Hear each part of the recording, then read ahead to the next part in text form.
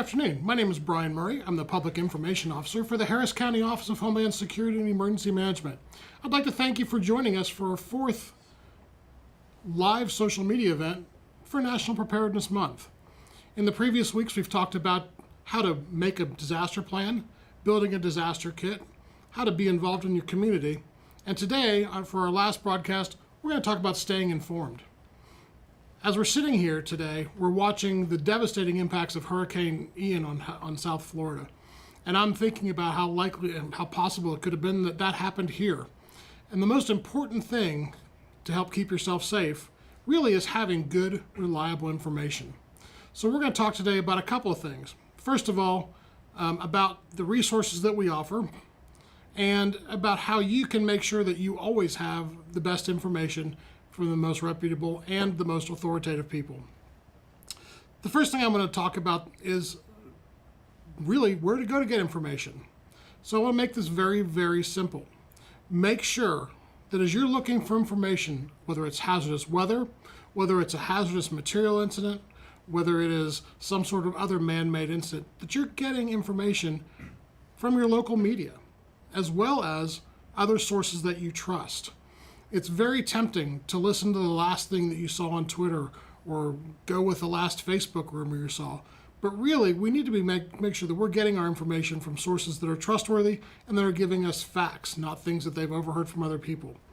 We have a great media group here in Houston, and I think the TV stations, the radio stations, our friends at Space City Weather, they do a great job getting all of us information to stay informed during disasters, especially on the weather side. But day to day, they're just great. Where we fit in is being able to offer you up-to-the-minute alerts as well as information to help you get prepared. So the first thing I'm going to do, I'd like to give you a very quick tour of the homepage of our readyharris.org website. This website's been around for quite a long time.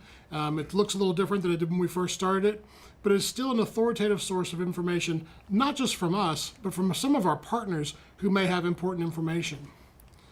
And in showing that, on the website, you can see at the very top, we go from information on monkeypox to information on COVID vaccines and COVID testing, to a lot of general preparedness messages, talking about summer heat, our hurricane brochures, disaster checklists, and even resources to help include children in the disaster planning and response process. This website's up 24 hours a day, 7 days a week, 365 days a year. It doesn't matter if it's raining outside or if it's snowing. We're going to be here making sure that the latest information to help you plan to be safe is available to you. So on that, I want to take a few minutes and talk about alerts and warnings. We get a lot of alerts and warnings in Harris County. As you know, many of you may see on social media sites like Twitter, you'll see notices from the National Weather Service, you'll see information from our office and other emergency management offices in the region. But let's talk about getting information directly to your inbox, whether it's by email, whether it's by text message, or in the worst situations, even by telephone. What I'm going to do now is talk to you about a little bit about Ready Harris Alerts and show you how easy it is to sign up. We started Ready Harris Alerts about 11 years ago, and since then, we will send information as needed directly to your inbox, in your email, or to your phone via text message when it's important, when it's something that you actually need to react to. It's very easy to sign up, and I'm going to show you how to do that. Oops, let me try that one more time. At the very top of this page, we have a Sign Up for Alerts button. All you have to do is click on that button, and it will take us to the Sign Up portal. It's going to ask you to create a username. So you would type in, let's see, Harris user, and a first name. We'll just make this up as we go along.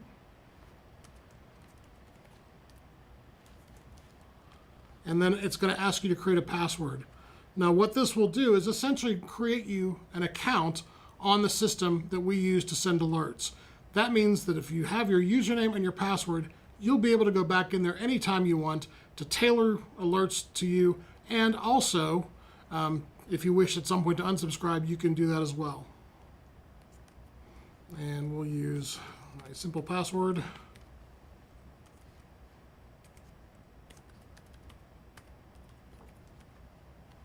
Let's see if I actually got this right. I bet I didn't.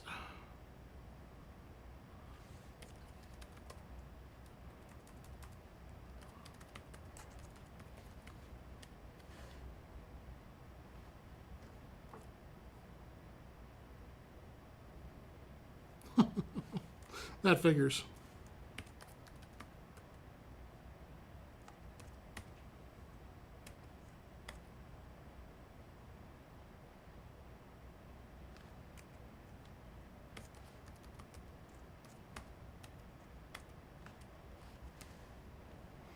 Okay.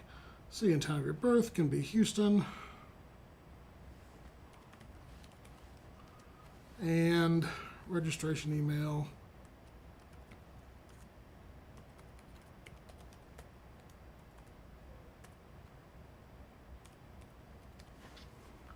Yeah, I figured. So despite what I just showed you, this actually is a very simple process. I filled out the information, first name, last name, create a password, simple security question, and then the registration email. Accept the terms of use, and it will create your account.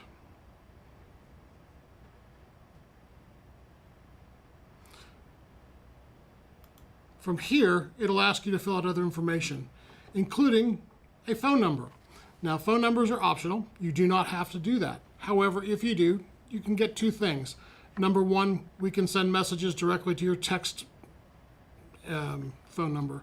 We don't do that very often. We tend to only do that when it's actually important, but it is another way to get information.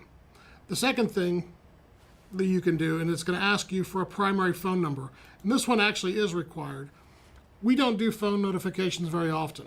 It's not usually necessary for us to actually make phone calls to people warning you of a potential danger. But there are some situations, evacuations, possibly even a severe hazardous materials spill, where time might mean, and the time until danger is present might mean that it's the best way to contact you. So I will tell you, you will not get tons of phone calls from us, but if we do call you, it's important and something you need to respond to. Once you've entered the phone number and the email address, let's see, I'll make up a phone number real quick.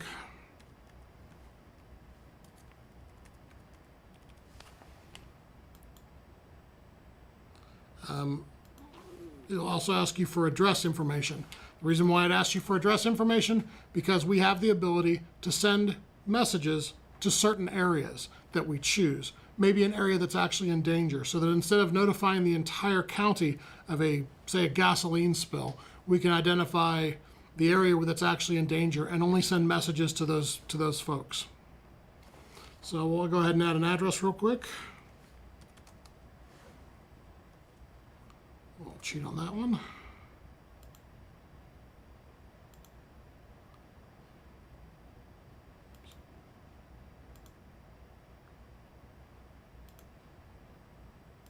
Save and continue.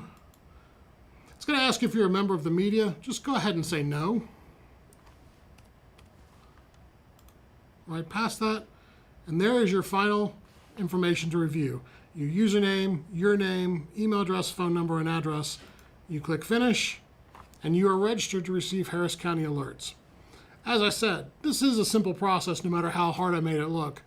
But the good thing is that once you've done that, you will begin getting important information from our office, usually in disasters, but also sometimes just information that may be important during a certain time period. For example, the beginning of National Preparedness Month or the beginning of hurricane season.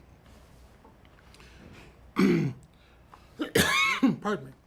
Now these are also available in Spanish. We will be sending, all of our messages for Ready Harris will come in English and Spanish. English at the top, Spanish at the bottom. And we'll normally try to provide some form of graphic or photo or picture so that you understand maybe where a danger is actually located, or maybe some additional information that's easier to show in a picture than it is in a lot of words. Now we have a lot of members of our community, probably over 25 to 30%, who have some form of sensory disability. That can mean that they have low vision, they're hard of hearing, deaf, totally blind, and we actually now have the ability to send messages to people in that situation. They're called Ready Harris Accessible Alerts. This is a relatively new thing for us. We've been doing this for a little bit less than a year. But what it does is allows us, when we do Ready Harris alerts and also alerts from the National Weather Service, the people who sign up for these will actually get a text message and an email that is a video that will show a subtitled video featuring someone doing performing American Sign Language to pass the information on to you. This is a unique service. There are some other cities and areas around the country that have this, but it's actually free. It's unique in this area. But it does allow folks who do have sensory disabilities to be alerted and warned just like everybody else. If you know somebody, who is, has a sensory disability, by all means, please let them know about this. Let them know to go to readyharris.org and click on the Ready Harris Accessible Alerts icon at the top of the page, and it will lead us here where we would go through and fill and sign up for this. Even easier than the Ready Harris alerts, you can text the word ready to 281-609-9093, the simplest and easiest way to register for accessible alerts. I'm not going to go through and fill in all the information on this, but you can see it's a relatively simple. Ask for phone number and email address, name, address, and zip code, click the sign up button, and you're done. Again, this may not impact you, but it does impact about 30% of our population who can use this service. So if you know of somebody who can, please pass it on. This is an exciting thing for us, and we're really happy that we're able to do this for our population.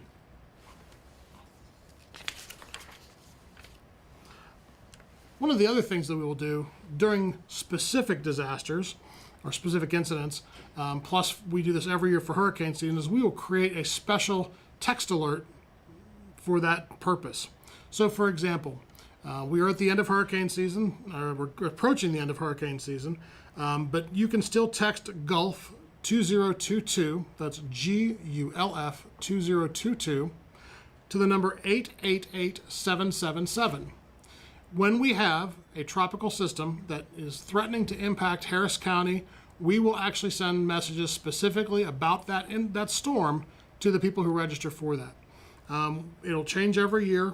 We will only do it for our area, and we will only do it for those purposes. But it is yet one more way that you can get up-to-the-minute information, up-to-date information about hurricanes. During an incident, for example, if, during previous storms we've had during the winter storm Uri, every time we sent a Ready Harris alert, we also sent an alert to the folks who had registered for information through that text alert system. So it is one more way that you can get, very good information from us about the storm. If you're watching this, if you're listening to this, then you also know that we do things through social media. We have been working with Twitter, Facebook, YouTube, TikTok, and others, Instagram for a number of years, and we have, we've worked very hard to have a solid and high quality social media presence. So we do a lot of information like you've seen in the past. We do seasonal preparedness things, whether that's for winter weather, summer weather, hurricane season, sometimes just basic preparedness tips in different contexts, like for example back to school. We will highlight local and national resources where people can go to understand a little better about how to prepare themselves or their family. We'll give them tips on how to, kind of cheat on creating your kit. Starting with how to do an inventory of your house to see what you need. Passing along those tips is important. Making it as easy as possible is important. Social media is a great platform for us to be able to do those things. We will also share messages from our partners. So for example, if we ever get into a situation where we're doing a hurricane evacuation, we'll probably be sharing information from TxDOT, from all the other folks that watch roads like Houston Transtar. We'll share information from FEMA, the National Hurricane Center, the Harris County Flood Control Districts, and other very strong partners, and other people who, before, during, and after disaster, have a hand in not only keeping you safe, but then helping all of us recover from disaster. It's a long list of partners, but we do try and put as much information in one place as we can because it makes it easier for you to go and find it. So even after a disaster, on our website, we'll create a special page for recovery for that disaster so that when you have questions about, for example, after Winter Storm Uri, broken pipes, how to apply for assistance from federal and local resources. Putting that information all in one place makes it easier. So we'll create a special web page for that. We'll make it easier for you to find it, and we'll keep it updated so that as new programs appear and other programs shut down, that you have a clear view of what's available and the easiest steps to get aid. The final thing I want to talk about for a moment is the STEER program. STEER stands for State of Texas Emergency Assistance Registry. And a number of years ago, that was started only to help provide evacuation assistance in the event that we evacuated the area. So if you had a storm where we were calling for an evacuation and you couldn't evacuate yourself, if you were registered under the STEER program, you could apply to have someone literally come to your house, pick you up, and take you to a meeting point where they would send you by bus to safety. It's gotten a lot bigger than that. And we saw during Winter Storm Uri that the need for special assistance before, during, and after disasters is much greater than it used to be. So that program is transitioning, and we don't know what it's going to look like in several years. We're working with the state of Texas to help define that and to help see how we can best put the resources in our first responder units to work in keeping people safe and so helping them in these situations. But what I can tell you is this: STEER is a valuable program. If you have somebody in your family or you yourself are disabled, medically fragile, have limited mobility, a communications barrier, require special medical assistance or personal care, you should definitely do the very simple sign up for the STEER program. When I say very simple, it's this easy. Dial 211. 211 will take you to the good folks in the state of Texas who will get you signed up for the program. They're going to ask for very similar information from what you've seen earlier. They're going to know your name. They're going to want to know where you live and a phone number and an email address. And if you don't have some of those pieces of information, that's fine. They'll help work through that with you. But again, this is not specific to evacuations. There's other things that may be available as well, depending on the disaster and depending on what the needs are afterwards. What it does do when you register is it lets us know who in our community may need some assistance. We will then share that information with our local fire departments, and they will be the ones who would be reaching out in the event we do have a disaster where some of our residents may need that assistance. I'm going to stress one thing on STEER, actually two things. The first thing is you have to register for STEER every year. So make it a habit. First week of January, pick up the phone, dial 211, and register again. They don't assume that you live in the same place. They don't assume that somebody hasn't passed away in the past year, so they do ask that you register annually. The second thing is a lot of people have caretakers or in nursing homes or other care facilities, and they'll register somebody on their behalf. So if you're going to register somebody for STEER on their behalf, please make sure you let them know that you've done that. We actually did a test last year of a large number of our STEER registrants, and we're kind of dismayed to find out that a lot of folks who were in the registry didn't know that they had been signed up. So make sure that they know. The worst thing that could happen is after a disaster, somebody gets a phone call offering assistance, and the person is surprised or doesn't know or doesn't have reason to trust the people calling. And I know that's always a tough issue, but make sure they know they're signed up for the registry so that when the local fire department calls and says, "Hey, are you safe?" they know to say, "Yes, I am," or "No, I'm not," and they have the confidence to answer the question to let people know what their needs are. So that is, that's staying informed. That's making sure you know what's going on. Again, when we have situations like today and we're watching, horrible storms hit the coast of Florida, that starts with paying attention to what's on TV, knowing what's going on in the environment, and watching the weather forecast. But a lot of it is our individual responsibility to make sure that we've signed up for alerts from our local officials like us, that we have, made arrangements to be able to get information in a language, whether it's Spanish or American Sign Language that we speak, and also that we monitor social media and are smart about the social media we monitor for information. So that's all I have. Do we have any questions out there? Nope. Brian, we do not have any questions currently on social media. Okay. So let me put you on the spot. Okay. Well, let's wrap up National Preparedness Month. And can you talk to us just one last time about the 3 pillars of preparedness? Get a kit, make a plan, stay informed. I'm going to add the fourth pillar. The first one, again, make a plan. Know what you and your family are going to do in the event of a disaster. Obviously, we talk about that here in terms of hurricane season more than almost anything else. You know, are you going to evacuate? Are you in a situation where you're going to stay in your home and ride out a storm? But having a plan means, where are you going if you have to evacuate? Are there people you have to take with you? Other people that you're responsible for? If you're going to stay, do you have 7 to 10 days worth of food, water, medicine, pet food to be able to hang out in your home until stores reopen, until other help arrives, basically until we start getting a little bit back to normal? Having a kit, I touched on that a second ago. Start with the basics. 7 to 10 days of non-perishable food and drinkable water. You will need both of those things, I promise. And when we say 7 to 10 days of water, that doesn't include, that's just drinking water. That doesn't include things like washing your hands. So, you know, the more water you can store, the better. Don't assume that there's going to be, you know, pods open where you're going to be able to pick up food, water, and ice. That may be the case. And if it is, you know, that's great, but that may not be something that's possible depending on the type of incident. Make sure you're taking care of your pets. Make sure that you have medication for yourself. Make sure that you have, you know, a portable weather band radio, you know, either battery powered or hand cranked, to make sure that you can get that information. Because I think, as we learned during Winter Storm Uri, if we lose power for an extended period of time, that means TV, that means internet, that means all the things we rely on daily may or may not be available. So again, that radio is extremely important. And make sure you have simple, you know, personal hygiene things: soap, towels, sheets, change of clothes. That's all extremely important, especially if you're looking at a situation where you might have to leave your home to go shelter elsewhere. Having even things like, you know, masks in case you're in close quarters may not be the worst thing to pack.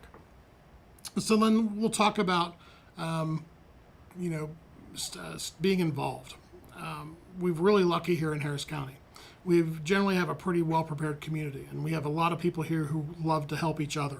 That's great. You do not see that everywhere. I can tell you from having talked to people in other jurisdictions, the idea that you can count on your neighbors is not something that's common everywhere. We're lucky it is here.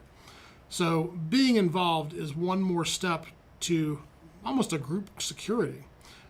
I would absolutely recommend getting involved with the Harris County Citizen Corps program, taking one of the Community Emergency Response Team courses, and really learning the things that you can do to act not in the place of a first responder, but kind of to support them during disasters and other incidents when, you know, the 1% of us that is actually a first responder are trying to help the other 99%. That's when you and the CERT training you get actually become a real benefit to the community and a real benefit to your neighbors. Being that resource for your neighbors is important. Not only does it build the sense of community, but it helps everyone build back from disaster faster. And then I just talked about being informed. Having access to making sure that you're watching for, you know, reliable, up-to-the-minute information. That's how we stay safe. So all of those things together, you know, that's kind of the 4 pillars of being prepared. But I think it's also the 4 pillars of National Preparedness Month. The things that we ask people to do to be safe, you know, those 4 things they sound a lot harder than they are. They're probably things that in some way, shape, or form you're already doing. But there is an element of kind of not only organizing that, but also including your entire household into those plans. That makes a big difference. Thank you, Brian, and Thanks, thanks to everyone that joined us. Remember, preparedness is everyone's responsibility. Enjoy the rest of your day.